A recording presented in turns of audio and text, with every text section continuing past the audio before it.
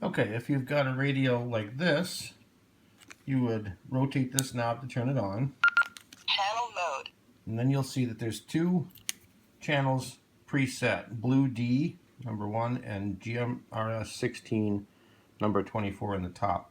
This little arrow indicates that you're ready to transmit on the Blue D. This is a VHF frequency. It's better for long distance outdoors, so I've set them all this way. This one up here is a UHF frequency and would be better for within buildings or structures if that became an issue. The radio is locked with this little key on the indicator here, and so it won't change channel unless you unlock it. To unlock this model of radio, there's a little key button down here. You'd press it and hold it. Unlock. And then you could use the AB button to switch between the top and bottom two pre-programmed channels. The other buttons will then work to change the channels all over the place. So really you should unlock it, quickly change to AB, and then relock it so you don't make any mistakes. You just press and hold this again. Lock. And it'll relock. So with that, the only buttons left functioning are the volume knob, the push to talk button on the side to transmit, and that's indicated on the screen when you're transmitting.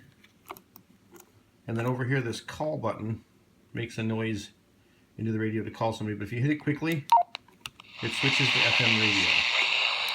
So sometimes that can get hit by mistake. If you just hit that again, it goes back to normal two-way radio. This other button down here, monitor, if you push and hold it, you can listen to the open channel without the tone squelch. You don't need to worry about that. But if you touch it quickly, by accident or on purpose, the little flashlight comes on. If you touch it again, the flashlight strobes as an attention-getting signal, and you touch it again, it's off. So you can use that on purpose. It's got a handy flashlight or an attention-getting signal. Or if you accidentally hit it and somebody says, hey, your radio's glowing, you can touch that to get it to turn off. So that's pretty much everything you need to know with this model of radio.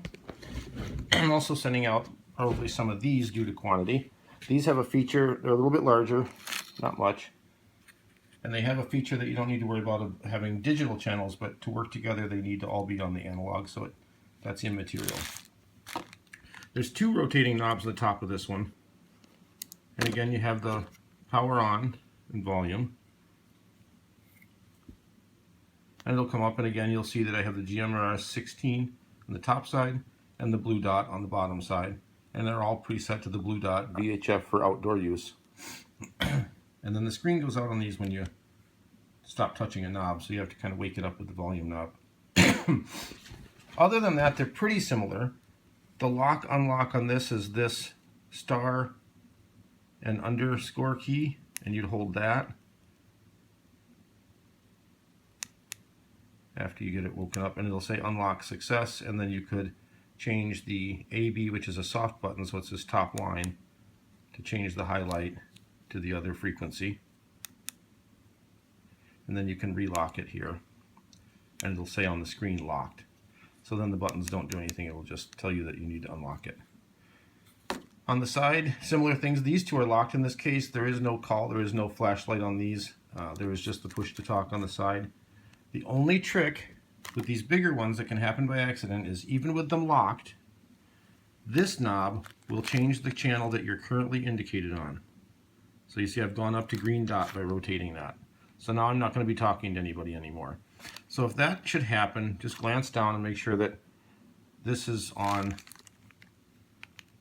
blue dot, number 8. So that's the only trick with these is this knob, if it's on your belt or something, sometimes you can rub up against something and you'll accidentally change your channel to something you don't want to change it to. Other than that, everything else, just like the other radio, is locked out. This is your volume and on off. If you want to use your supplied accessory for earpiece, I've got a whole bunch of these I'm sending, and there's some other ones that's in. We won't go over each one of them. They're pretty obvious. These, when they come, the little foam pad that goes on the earpiece is not installed, so if you have one of these, you need to find that little foam pad in the package and stick it on there. This one's been stuck on already, but that's just pretty normal earphone stuff. To put them in, the only thing about both of these radios is on the opposite side from the push to talk, there's a little flap door that's usually closed. like this to seal it up. And so you need to flip it open and install the accessory plug. They're pretty firm. You have to get them lined up, the two plugs, and then get straight across the radio, not on the button, but on the kind of the battery back down here, and then right on the plug, and squeeze them pretty good. Make sure they seat in there. And then they're connected.